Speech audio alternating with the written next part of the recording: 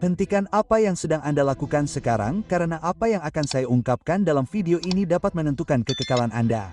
Ellen White memiliki penglihatan khusus tentang siapa yang akan siap ketika Yesus kembali. Dan itu bukanlah apa yang mungkin Anda pikirkan. Dia melihat orang-orang yang oleh seluruh gereja dianggap sebagai orang kudus tertinggal. Sementara yang lain, mereka yang dianggap lemah atau tidak sempurna, diangkat. Bagaimana ini mungkin? Karena persiapan untuk pengangkatan bukanlah tentang penampilan luar. Bukan tentang seberapa sering Anda pergi ke gereja. Bukan tentang seberapa kudus Anda terlihat di mata orang lain. Ellen White menggambarkan 7 tanda khusus, 7 karakteristik yang akan hadir dalam kehidupan mereka yang akan naik untuk bertemu Yesus di awan. Dan inilah yang mengejutkan, tidak satu pun dari tanda-tanda ini ada hubungannya dengan kesempurnaan. Beberapa dari tanda-tanda ini akan sepenuhnya menantang apa yang telah Anda pelajari tentang keselamatan. Tanda ketiga akan membuat Anda mempertanyakan ajaran agama selama bertahun-tahun. Tanda ketujuh akan membuat Anda terdiam. Tetaplah bersama saya sampai akhir video ini karena di bagian penutup saya akan mengajukan pertanyaan yang perlu Anda jawab dengan kejujuran yang brutal. Dan jawaban itu dapat menentukan apakah Anda akan termasuk orang-orang yang diselamatkan atau termasuk orang-orang yang akan berseru, "Tuhan, Tuhan, bukalah pintu bagi kami." Jika Anda belum berlangganan, berlanggananlah sekarang dan nyalakan loncengnya. Pesan ini bukanlah hiburan. Ini adalah masalah hidup atau mati kekal. Ellen White menulis sesuatu yang seharusnya membangunkan kita sekarang juga. Kedatangan Tuhan sudah lebih dekat daripada saat kita pertama kali menerima iman. Konflik besar akan segera berakhir. Setiap laporan tentang malapetaka di laut atau darat adalah kesaksian bahwa akhir dari segala sesuatu sudah dekat. Perang dan kabar-kabar tentang perang menyatakannya. Tuhan akan datang. Kita mendengar langkah kaki Tuhan yang sedang mendekat. Ellen G. White, Penginjilan, halaman 219. Apakah Anda menangkapnya? Kita mendengar langkah kaki Tuhan yang sedang mendekat. Bukan, mungkin dia akan datang dalam beberapa abad. Sekaranglah saatnya. Tanda-tandanya ada di mana-mana. Perang, bencana alam, kekerasan yang merajalela, keluarga yang hancur, gereja-gereja yang suam-suam kuku, kemurtadan yang meluas. Dan di tengah-tengah itu semua, Tuhan sedang mencari suatu umat. Orang-orang yang memiliki 7 karakteristik khusus. Ellen White memiliki penglihatan yang luar biasa tentang pengangkatan. Suara anak Allah memanggil orang-orang kudus yang tertidur, dan mereka bangkit dengan mengenakan keabadian yang mulia. Orang-orang kudus yang hidup berubah dalam sekejap dan diangkat bersama mereka dalam kereta awan. Kereta itu tampak sangat mulia saat melaju ke atas, dan kereta itu naik menuju kota suci. Yesus melewati gerbang kota emas dan memimpin kita masuk. Ellen G. White, Early Writings, halaman 287. Bayangkan adegan ini. Yesus turun di awan. Suara penghulu malaikat bergema di surga. Trompet Allah berbunyi. Orang-orang mati di dalam Kristus bangkit dengan tubuh yang dimuliakan. Kita, mereka yang hidup dan siap, diubahkan dalam sekejap mata, naik untuk menemuinya. Namun, inilah pertanyaan yang bernilai jutaan dolar. Apakah Anda akan termasuk di antara mereka yang diangkat? Jangan menjawab secara impulsif, jangan menjawab berdasarkan seberapa kudusnya Anda menurut Anda. Karena Ellen White melihat sesuatu yang mengejutkan. Orang-orang yang dengan setia menghadiri gereja, yang menyanyikan himne, yang menyampaikan khotbah tertinggal.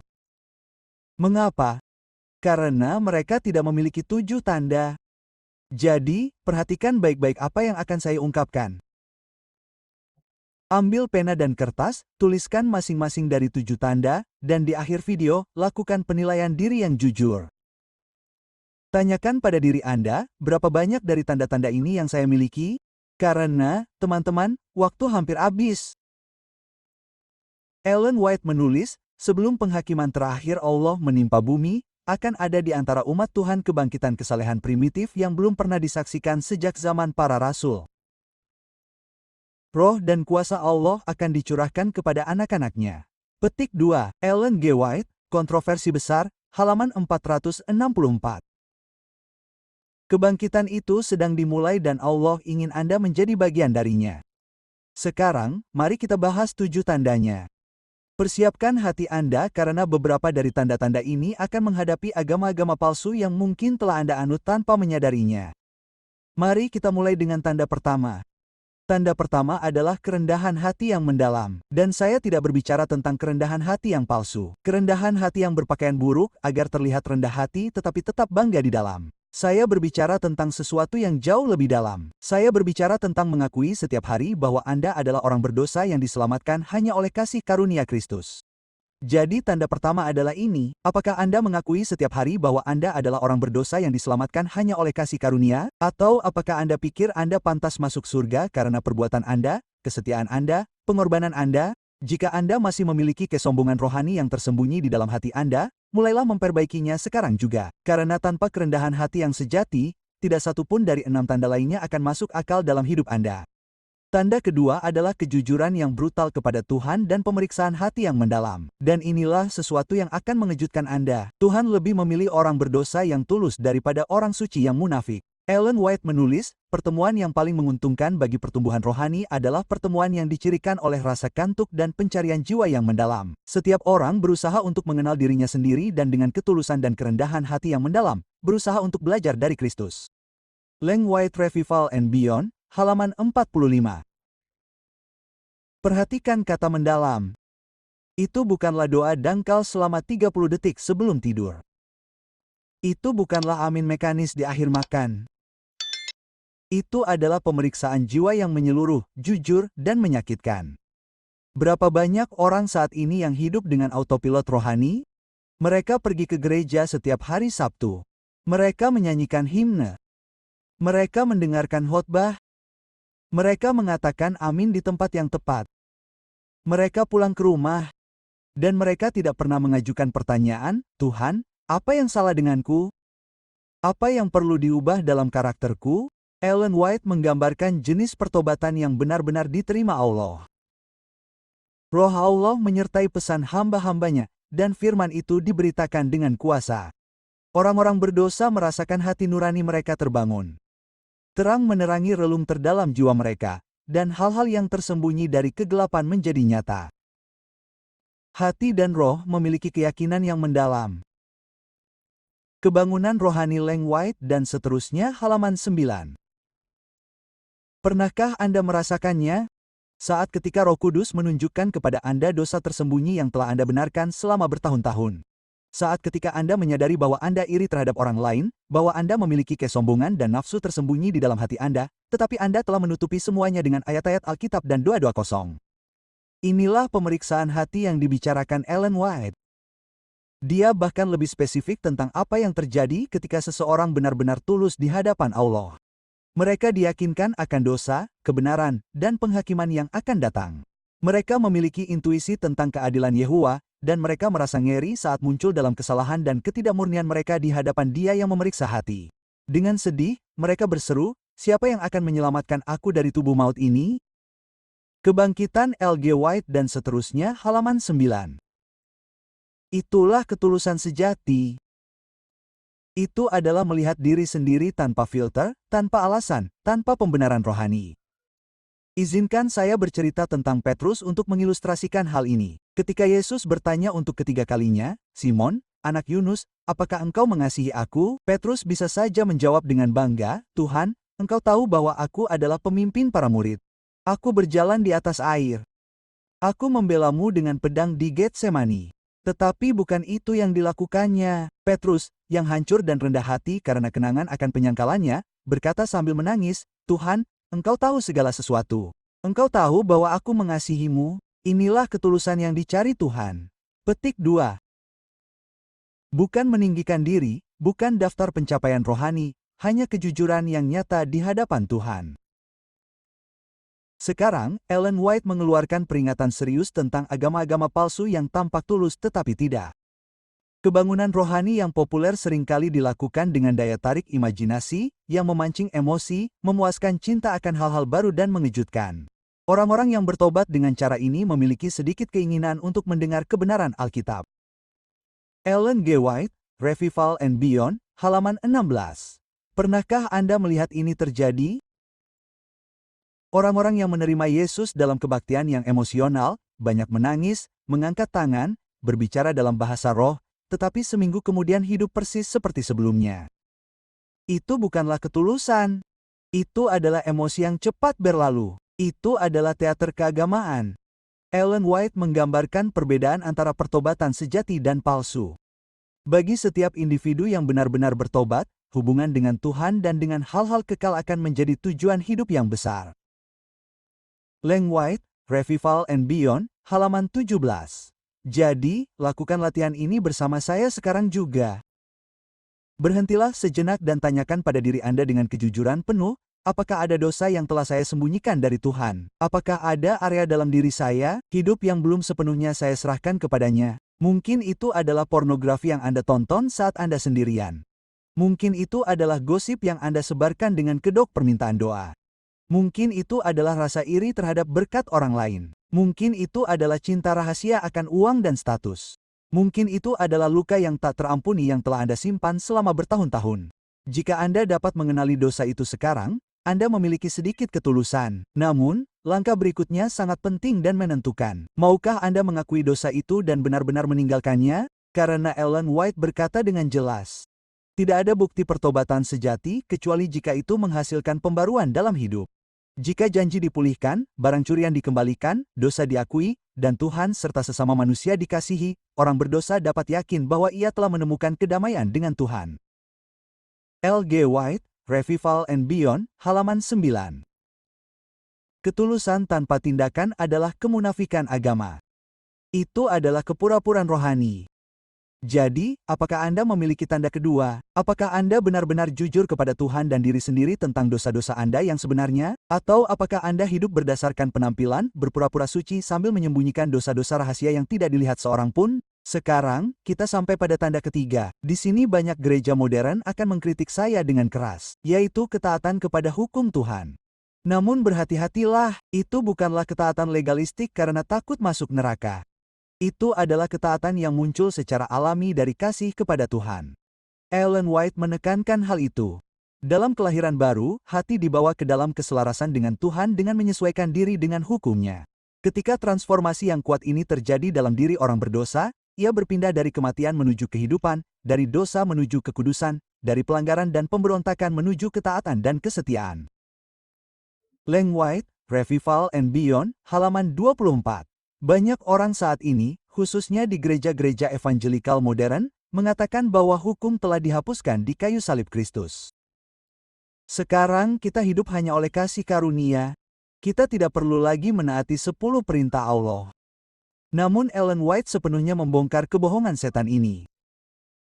Banyak guru agama mengklaim bahwa Kristus melalui kematiannya menghapuskan hukum dan oleh karena itu manusia bebas dari tuntutannya. Beberapa menggambarkannya sebagai kuk yang berat dan sebagai kontras dengan perbudakan hukum, mereka menghadirkan kebebasan yang dapat dinikmati di bawah Injil.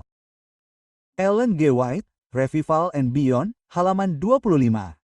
Dan dia terus menghancurkan argumen yang salah ini. Namun, ini bukanlah cara para nabi dan rasul memandang hukum Allah yang kudus. Daud berkata, "Aku akan hidup dalam kebebasan, karena aku telah mencari titah-titahmu." Rasul Yakobus, yang menulis setelah kematian Kristus, menyebut 10 perintah sebagai hukum yang utama dan hukum kebebasan yang sempurna. Kebangkitan Ellen White dan seterusnya, halaman 25. Jadi, apa kebenaran tentang hukum? Apakah hukum itu dihapuskan atau tidak? Ellen White menjelaskan dengan sangat jelas. Hukum seremonial, pengorbanan hewan, persembahan gandum, ritual tempat kudus, dihapuskan karena hukum itu menunjuk kepada Kristus. Ketika ia mati di kayu salib, ritual-ritual ini kehilangan maknanya sepenuhnya. Namun, hukum moral, 10 perintah, adalah kekal karena hukum itu mencerminkan karakter Allah sendiri yang tidak berubah. Dan Allah tidak berubah. Karakternya tidak berubah. Oleh karena itu, hukumnya tidak dapat berubah. Ellen White menulis, pernyataan bahwa Kristus melalui kematiannya menghapuskan hukum Bapa tidak berdasar. Jika mungkin untuk mengubah hukum atau mengesampingkannya, Kristus tidak perlu mati untuk menyelamatkan manusia dari hukuman dosa. Petik 2. Ellen White, Revival and Beyond, halaman 26. Pikirkanlah, jika Tuhan dapat menghapuskan hukum Taurat, mengapa Yesus perlu mati? Mengapa harus melalui penderitaan di Getsemani? Mengapa harus menanggung salib? Jawabannya sederhana, karena hukum Taurat tidak dapat diubah. Hukuman atas dosa harus dibayar dan Yesus telah membayarnya. Nah, inilah bagian yang akan mengejutkan banyak orang dan menimbulkan kontroversi. Mematuhi 10 perintah Allah bukanlah legalisme. Itu adalah kasih yang murni. Ellen White mengutip perkataan Rasul Yohanes. Inilah kasih Allah bahwa kita menaati perintah-perintahnya dan perintah-perintahnya tidak membebani. 1 Yohanes 5:3 dikutip oleh Ellen White, Revival and Beyond, halaman 24. Apakah Anda menangkapnya? Perintah-perintah Allah tidak membebani ketika Anda benar-benar mengasihi Tuhan. Jika Anda benar-benar mengasihi seseorang, Anda tidak merasa terbebani untuk melakukan apa yang diminta orang itu. Jika ibu Anda meminta Anda untuk mengunjunginya, Anda tidak berkata, beban yang sangat berat. Kamu pergi dengan sukacita, karena kamu mencintainya. Demikian juga jika kamu mengasihi Allah dengan segenap hatimu, maka kamu tidak akan mempunyai Allah lain, sebab Dia cukup bagimu. Jangan membuat patung yang menyerupai apapun, karena Dia adalah roh dan kebenaran. Jangan menyebut namanya dengan sembarangan, karena Dia kudus. Kamu akan memelihara hari Sabat karena Dia yang memintamu, dan kamu sangat mengasihinya sehingga tidak akan mengabaikan permintaan itu. Kamu akan menghormati ayah dan ibumu karena Dia menempatkan mereka dalam hidupmu. Kamu tidak akan membunuh karena kamu menghormati kehidupan yang diciptakannya. Kamu tidak akan berzina karena kamu menghormati pernikahan yang ditetapkannya. Kamu tidak akan mencuri karena kamu percaya kepada pemeliharaannya. Kamu tidak akan berdusta karena Dia adalah kebenaran. Kamu tidak akan mengingini karena kamu puas dengan apa yang telah diberikannya kepadamu. Lihatlah, setiap perintah adalah ungkapan kasih Allah bagimu dan kasihmu kepadanya. Sekarang, izinkan saya mengajukan beberapa pertanyaan langsung dan tidak mengenakan. Apakah kamu memelihara hari Sabat karena kamu takut kehilangan keselamatanmu jika tidak melakukannya? Atau apakah kamu memeliharanya karena kamu sungguh-sungguh mengasihi Allah dan ingin menghabiskan hari istimewa dalam persekutuan dengannya? Apakah Anda membayar persepuluhan karena gereja menekan Anda dan Anda takut dikutuk? Atau karena Anda dengan penuh syukur mengakui bahwa segala sesuatu berasal darinya dan Anda ingin menghormatinya dengan buah sulung Anda? Apakah Anda menghindari kebohongan karena Anda takut ketahuan dan dipermalukan atau karena Anda mencintai kebenaran sebagaimana Tuhan mencintainya? Perbedaannya sepenuhnya terletak pada motivasi hati Anda. Ellen White memperingatkan tentang dua ekstrim yang berbahaya. Pertama, tentang ketaatan legalistik yang kosong. Jangan biarkan seorang pun tertipu untuk percaya bahwa ia dapat menjadi kudus sementara dengan sengaja melanggar salah satu perintah Tuhan. Dosa yang dilakukan dengan sengaja membungkam suara kesaksian roh dan memisahkan orang tersebut dari Tuhan. Ellen White Kebangkitan dan seterusnya halaman 31.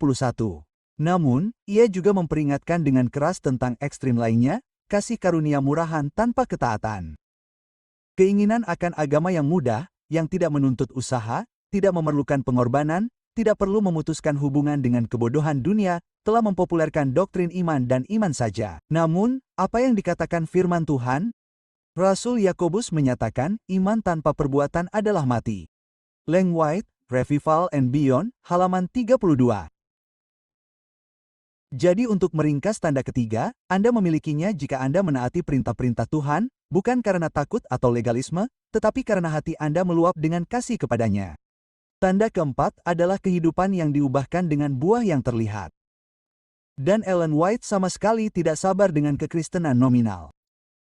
Dia menulis dengan sangat jelas. Orang-orang itu menghasilkan buah yang layak untuk pertobatan. Mereka percaya dan dibaptis, dan mereka bangkit untuk berjalan dalam kehidupan baru sebagai ciptaan baru di dalam Kristus Yesus, bukan untuk menyesuaikan diri dengan keinginan mereka sebelumnya, tetapi melalui iman kepada Anak Allah, untuk mengikuti jejaknya, untuk mencerminkan karakternya, dan untuk disucikan, bahkan sebagaimana Dia murni. Ellen White, Revival and Beyond, halaman 10. Dia kemudian merinci dengan tepat buah-buah apa yang sedang dia bicarakan.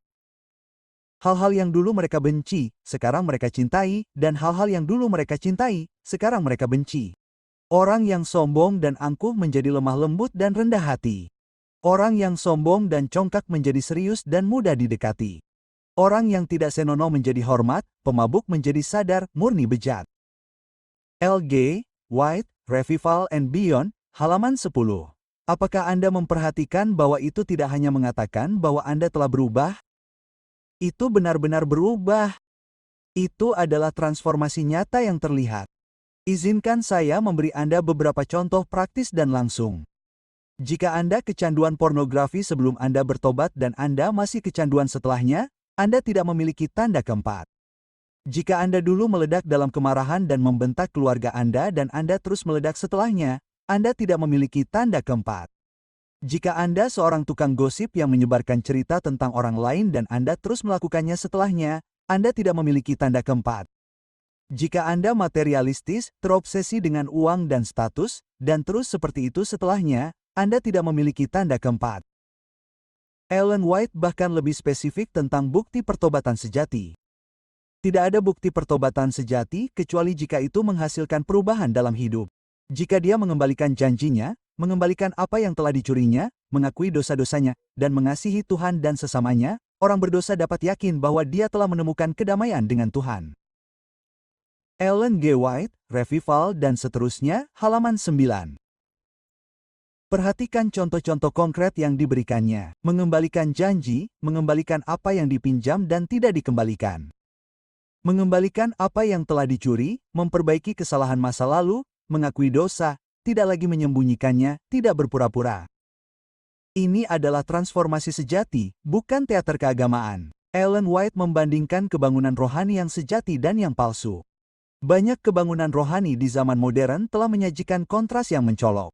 Memang benar bahwa minat yang besar dibangkitkan. Banyak yang mengaku bertobat, pergi ke gereja. Meskipun demikian, hasilnya tidak cukup untuk menjamin kepercayaan bahwa telah terjadi peningkatan yang sesuai dalam kehidupan rohani yang sejati. Ellen G. White, Kebangunan Rohani dan seterusnya, halaman 16. Ia mengatakan orang-orang menerima Yesus, memenuhi gereja, membuat pengakuan dosa di depan umum, tetapi hidup mereka tidak berubah sama sekali. Mereka terus berbohong, menipu, mengingini, membenci, dan hidup dalam dosa. Ini bukanlah pertobatan sejati. Ini hanyalah emosi yang lewat. Izinkan saya mengajukan pertanyaan yang menyakitkan tetapi perlu. Apakah hidup Anda hari ini berbeda dari setahun yang lalu? Apakah Anda lebih seperti Yesus hari ini dibandingkan 12 bulan yang lalu? Apakah Anda lebih sabar? Apakah Anda lebih mudah mengampuni?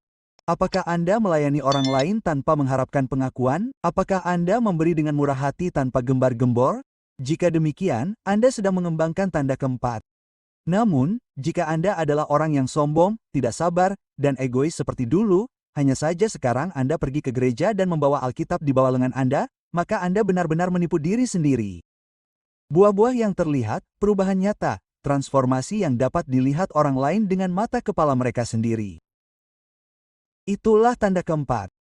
Tanda kelima akan memisahkan orang yang benar-benar bertobat dari yang palsu. Tanda itu adalah memiliki iman yang teguh pada firman Tuhan, bukan pada emosi sesaat atau pengalaman mistis. Ellen White memberikan peringatan yang serius dan bersifat profetik. Kebangunan rohani yang populer seringkali dilakukan dengan daya tarik imajinasi, membangkitkan emosi, memuaskan kasih akan hal-hal baru dan mengejutkan. Orang yang bertobat yang diperoleh dengan cara ini memiliki sedikit keinginan untuk mendengar kebenaran Alkitab, sedikit minat pada kesaksian para nabi dan rasul. L. G. White, Revival and Beyond, halaman 16. Pernahkah Anda melihat kebaktian-kebaktian ini di mana orang-orang banyak menangis, gemetar, jatuh ke lantai, berbicara dalam bahasa roh, tetapi pada hari Senin mereka berbohong di tempat kerja, menipu pasangan mereka, membenci pasangan mereka, tetangga, hidup dalam dosa. Ini bukanlah pekerjaan Roh Kudus. Ini adalah emosionalisme kosong atau lebih buruk lagi manifestasi iblis yang menyamar sebagai spiritualitas. Ellen White menulis tentang bagaimana membedakan yang benar dari yang salah, kecuali kebaktian itu mengambil karakter yang sensasional. Itu tidak menarik bagi mereka. Sebuah pesan yang menarik bagi akal sehat yang tidak memihak tidak diindahkan. Peringatan yang jelas dari firman Tuhan yang secara langsung membahas kepentingan kekal mereka tidak ditanggapi dengan serius. L. G. White, Revival and Beyond, halaman 16.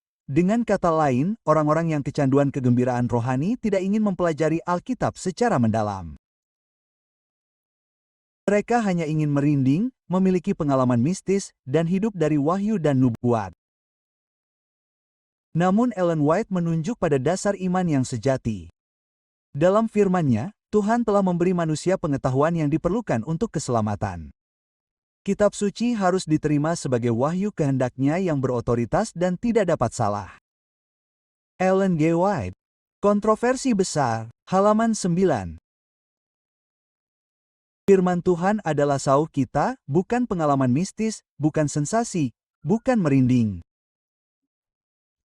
Ellen White menulis tentang bagaimana umat Tuhan akan melindungi diri mereka dari tipu daya terakhir.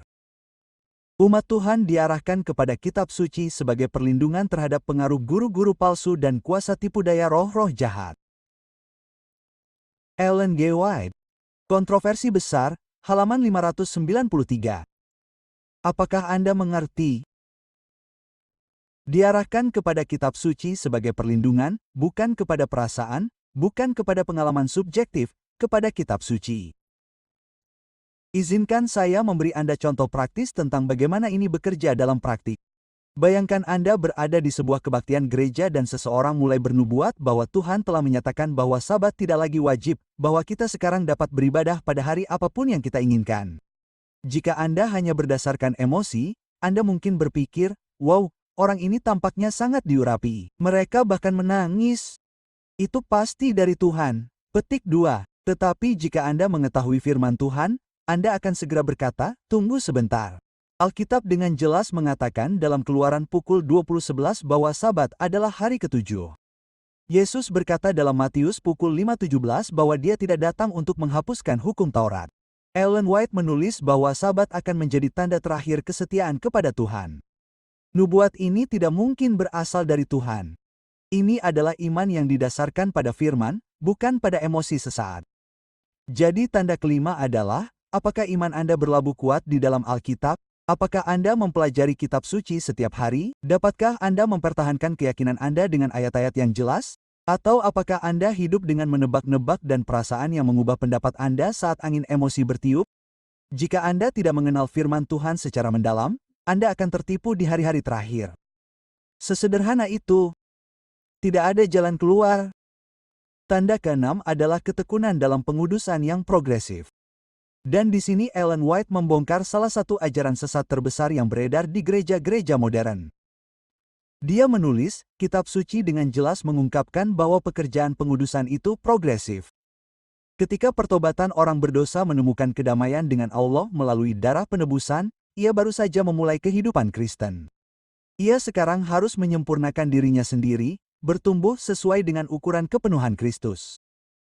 Ellen G. White, Kebangunan Rohani dan seterusnya, halaman 41. Perhatikan kata krusial baru dimulai. Baptisan bukanlah garis akhir. Itu adalah garis awal. Pertobatan bukanlah akhir dari perjalanan. Itu adalah permulaan. Namun banyak gereja saat ini mengajarkan ajaran sesat tentang keselamatan yang instan dan kekal. Terima saja Yesus sekali saja dan Anda akan diselamatkan selamanya, tidak peduli apa yang Anda lakukan setelahnya. Ellen White sepenuhnya menghancurkan kebohongan setan ini. Pengudusan yang sekarang mendominasi dunia keagamaan membawa serta roh meninggikan diri dan mengabaikan hukum Allah. Para pendukungnya mengajarkan bahwa pengudusan adalah pekerjaan yang instan. Percaya saja, kata mereka, dan berkat menjadi milik Anda. Ellen G. White, Kebangunan Rohani dan seterusnya, halaman 54. Dan ia terus mengungkap doktrin palsu ini. Tidak ada upaya lebih lanjut yang seharusnya diperlukan dari pihak penerima. Pada saat yang sama, mereka menyangkal otoritas hukum Tuhan, bersikeras bahwa mereka bebas dari kewajiban untuk menaati perintah-perintah. L.G. White Revival and Beyond halaman 54. Apakah Anda melihat bahaya mematikan yang ditimbulkan orang-orang yang berkata saya sudah diselamatkan? Saya tidak perlu mencoba lagi. Saya bisa hidup sesuka saya. Itu adalah anggapan yang buruk, bukan iman yang sejati. Ellen White menjelaskan bagaimana pengudusan sejati benar-benar bekerja. Pekerjaan ini hanya dapat diselesaikan melalui iman kepada Kristus melalui kuasa Roh Tuhan yang berdiam di dalam kita. Orang Kristen akan merasakan godaan dosa tetapi akan terus berjuang melawannya. Disinilah pertolongan Kristus dibutuhkan. Kelemahan manusiawi dipadukan dengan kekuatan ilahi dan iman berseru, syukur kepada Allah yang telah memberikan kita kemenangan melalui Tuhan kita Yesus Kristus. L.G. White Revival and Beyond halaman 42. Apakah Anda menangkap kata kunci perjuangan yang terus-menerus? Bukan saya menerima Yesus dan tidak pernah berdosa lagi, melainkan saya menerima Yesus setiap hari dan berjuang melawan dosa setiap hari. Pengudusan itu seperti bunga yang tumbuh. Itu tidak terjadi dalam semalam. Itu membutuhkan waktu, usaha, dan nutrisi yang terus-menerus. Ia membutuhkan sinar matahari, Roh Kudus, air, firman Tuhan, dan nutrisi. Doa. Namun jika Anda bertekun, Anda akan bertumbuh. Jika Anda tidak menyerah, Anda akan diubahkan. Sekarang, izinkan saya mengajukan pertanyaan yang menyakitkan tetapi penting. Apakah Anda menyerah pada kejatuhan pertama? Ketika Anda berdosa, apakah Anda berkata, "Oh, tidak ada gunanya. Saya tidak akan pernah bisa menjadi kudus. Tuhan pasti sudah lelah dengan saya." Atau apakah Anda bangkit, mengakui dosa Anda, meminta pengampunan, menerima kasih karunia Kristus yang diperbarui, dan terus berjuang? Karena tanda keenam bukanlah kesempurnaan yang sempurna. Itu adalah ketekunan bahkan dengan kekurangan. Itu adalah bangkit setiap kali Anda jatuh. Itu adalah tidak pernah menyerah dalam perjalanan pengudusan.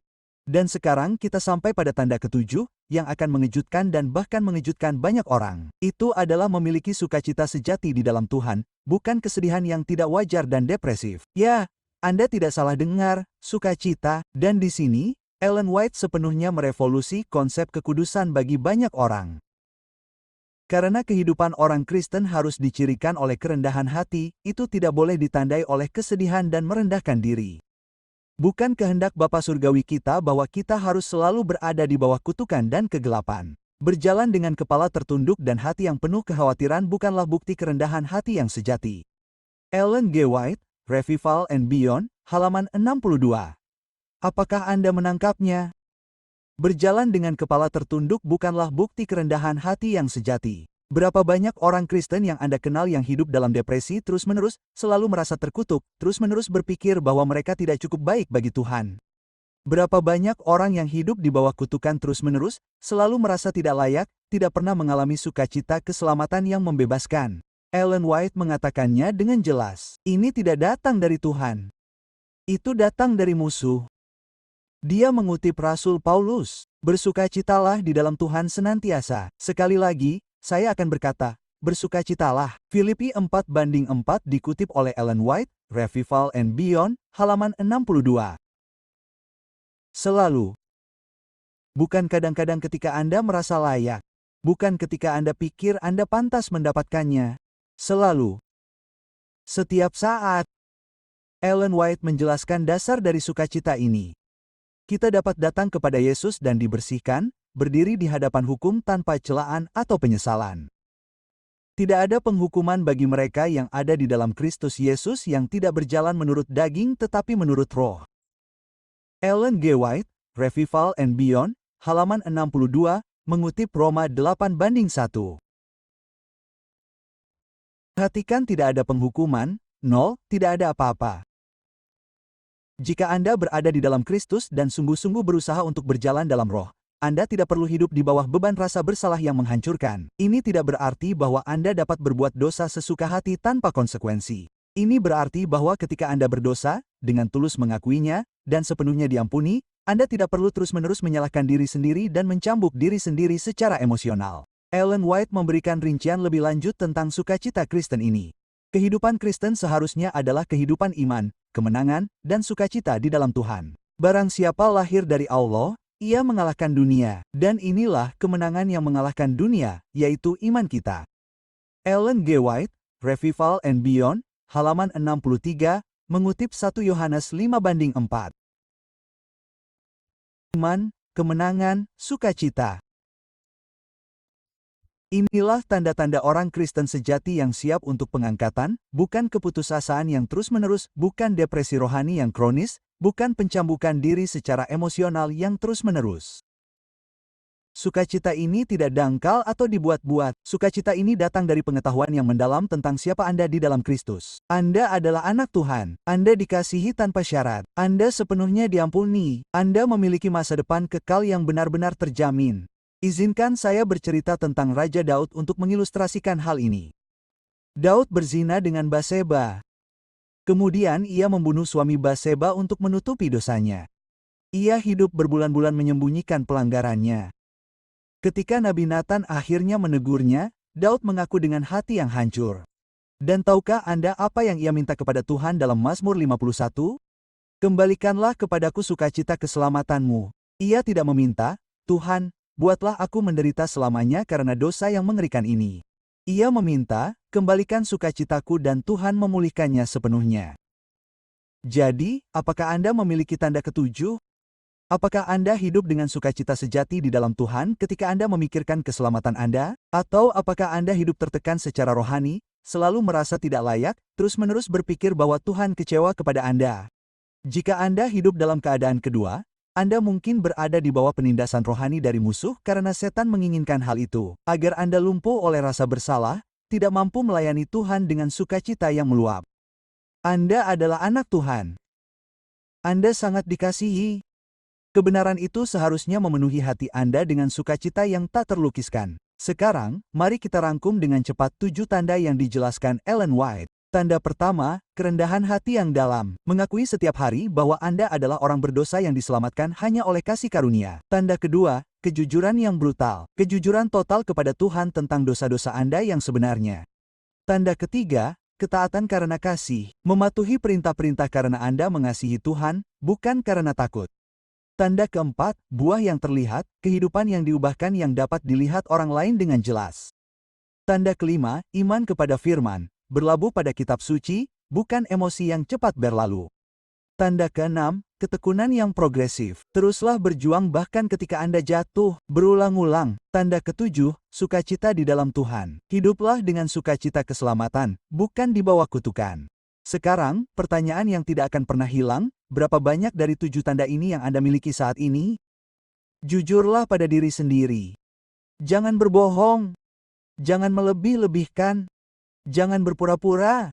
Jika Anda hanya memiliki 1 atau 2 tanda, jangan berkecil hati sepenuhnya. Tuhan tidak meminta kesempurnaan instan. Dia meminta arahan yang benar dan ketekunan. Pertanyaan pentingnya bukanlah apakah Anda telah mencapai tujuan akhir Anda. Pertanyaannya adalah, apakah Anda berjalan ke arah yang benar? Ellen White menulis kata-kata dorongan yang kuat. Tuhan tidak meminta hal-hal yang mustahil dari kita.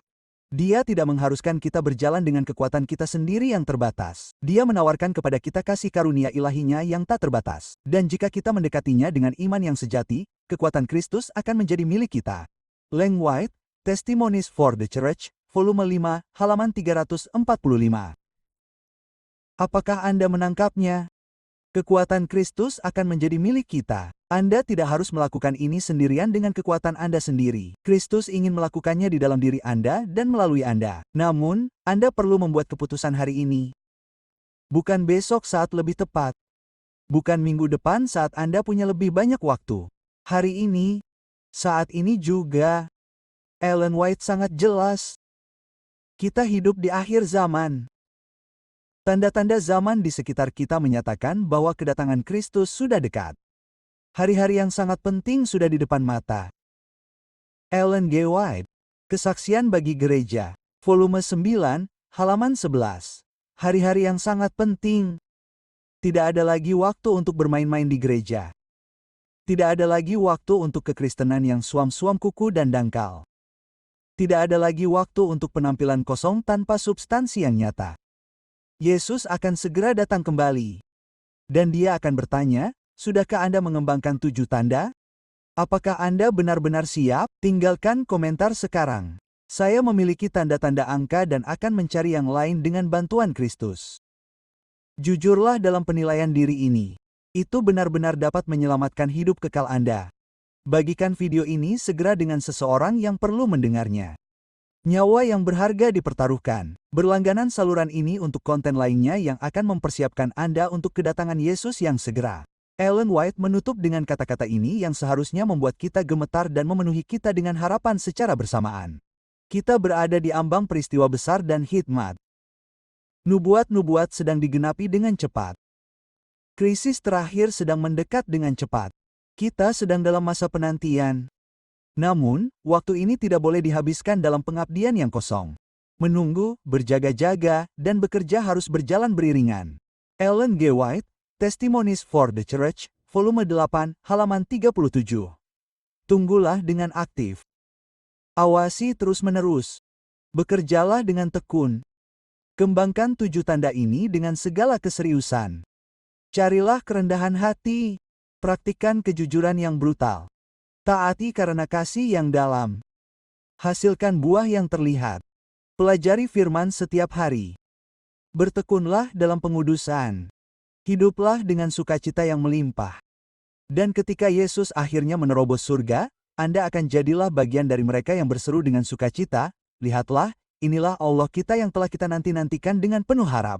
Kiranya Allah memberkatimu dengan dahsyat. Kiranya Roh Kudus secara supranatural memampukanmu untuk mengembangkan 7 tanda ini. Dan kiranya kita segera bertemu di awan kemuliaan kekal ketika Yesus kembali. Sampai jumpa di video berikutnya atau sampai pengangkatan yang mulia, Marinatha, Tuhan Yesus akan segera datang.